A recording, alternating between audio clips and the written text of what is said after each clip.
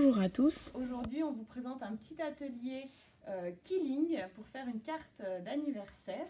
Alors le quilling, autrement appelé papier roulé, se fait avec plusieurs outils.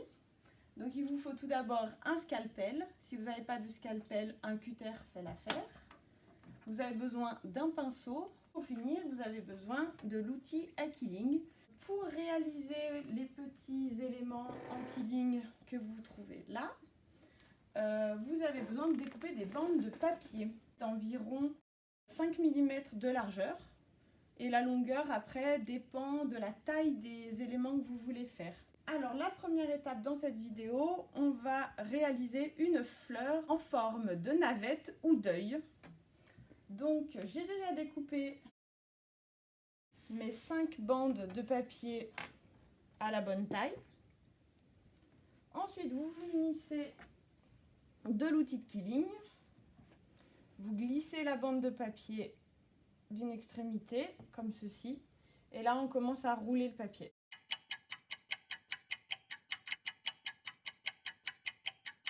Une fois que vous avez fini, ça vous donne ça. Et là, après, on relâche. Et on enlève notre petit escargot. Et maintenant, il va falloir coller cette bande de papier sur elle-même. Notre petite technique pour la colle, c'est que vous la mettez sur un papier. Et comme ça, vous prélevez à chaque fois juste la petite quantité que vous avez besoin.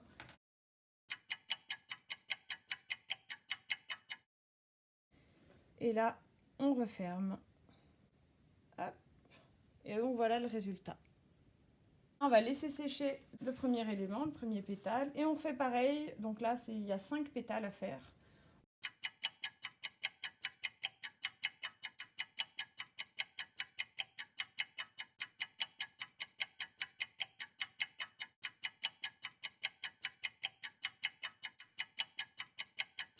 L'objectif est de donner cette forme-là maintenant à nos petits escargots.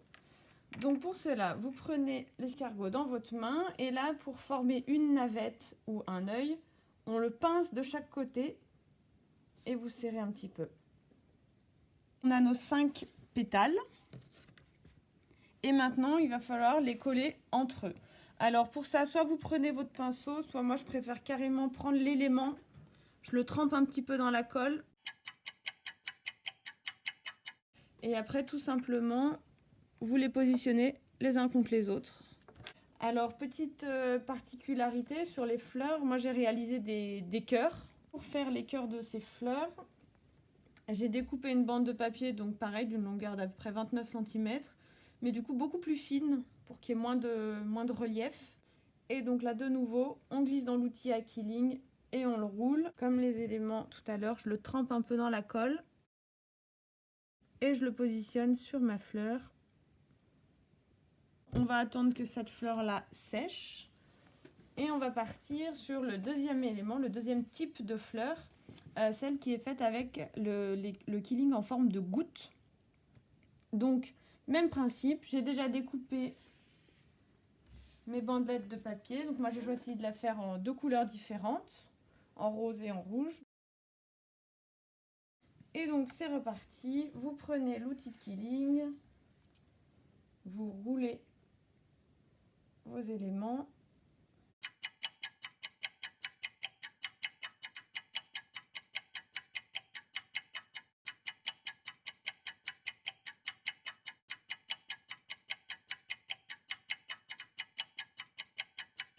Maintenant, on va réaliser donc la forme de goutte. Donc c'est un peu le même principe que pour les yeux, sauf qu'au lieu de pincer des 2 côtés, vous allez passer que d'un côté. Hop, on vous pincez au bout et ça donne ce résultat. On a nos pétales pour la fleur plutôt ronde.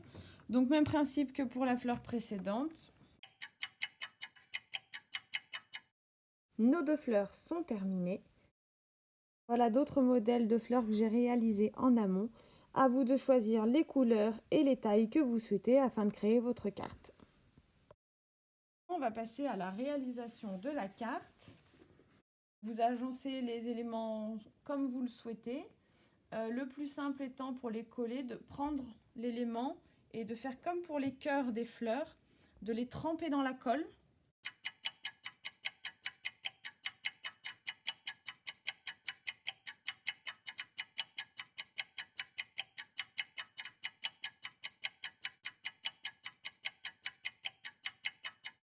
Et après, du coup, vous collez tous les éléments. J'ai décidé de faire une carte d'anniversaire.